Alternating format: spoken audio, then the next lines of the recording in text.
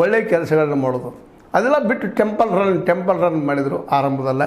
ಆ ಸಂದರ್ಭದಲ್ಲಿ ಅನೇಕ ರೈತ ಪರ ಜನಪರ ಒಳ್ಳೆಯ ನಿರ್ಧಾರ ತೆಗೆದುಕೊಳ್ಳೋದಕ್ಕೆ ಅವಕಾಶ ಇತ್ತು. ಅದನ್ನು ಮಾಡಲಿಕ್ಕೆ ಹೋಗಲಾರ್ದ ಟೆಂಪಲ್ ರನ್ ಮಾಡಿ ಸಮಯ ಕಳೆದಕ್ಕೆ ಸಿದ್ದರಾಮಯ್ಯ ಅವಕಾಶ ಸಿಕ್ತು. ಯಾಕೆ ಎಚ್ ಡಿ ಕೆ ಅವ್ರನ್ನ ಬೆಳೆಸ್ತಾರೆ ಅವರು?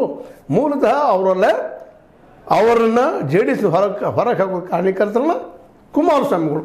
ಹೀಗಾಗಿ ಅದು ಕಾರಣ. ಆದರೆ ರಮೇಶ್ ಅವರು ಅದನ್ನು ತಮ್ಮ ಮೇಲೆ ಹೇಳ್ಕೊಳ್ಳುವಂಥ ಪ್ರಯತ್ನ ಮಾಡಿದ್ದಾರೆ. ಅದಕ್ಕೆ ಅವರ ಉತ್ತರ ಹೇಳಬೇಕಾಗ್ತದೆ. ಬಟ್ ಅವ್ರ ಮಾತು ಒಂದು ಹಂತದವರೆಗೆ ಯೋಗ್ಯ. ಇನ್ನು ಬೆಳಗಾವಿ ಜಿಲ್ಲಾ ಮಟ್ಟದಲ್ಲೂ ಸಹಿತ ಒಂದಿಷ್ಟು ಮಾತಾಡಿದ್ದಾರೆ. ಅದರಲ್ಲೂ ಮುಖ್ಯವಾಗಿ ನಮ್ಮ ರಮೇಶ್ ಕತ್ತಿ ಅವ್ರ ಕುರಿತಾಗಿ ಮಾತಾಡಿದ್ದಾರೆ.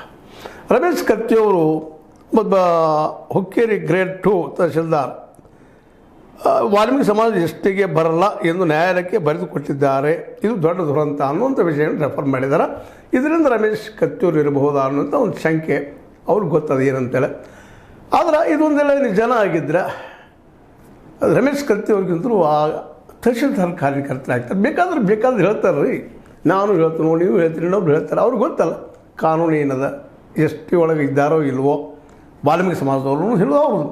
ಮತ್ತು ಅದು ತಪ್ಪಿದಾರೆ ಸಹಜವಾಗಿ ಎಸ್ ಟಿ ಪರವಾಗಿ ಇಲ್ಲಿವರೆಗೆ ಹೋರಾಟ ಮಾಡ್ತಾ ಬಂದಂಥ ಜಾರಿ ಕುಟುಂಬದವರ ಇವತ್ತು ಸಹ ನಾನು ಹೋರಾಟ ಮಾಡ್ತೀನಿ, ನಾನು ಬೀದಿಗೆ ಇಳಿತೀನಿ ಅಂತ ಮಾತಾಡಿದ್ದಾರೆ.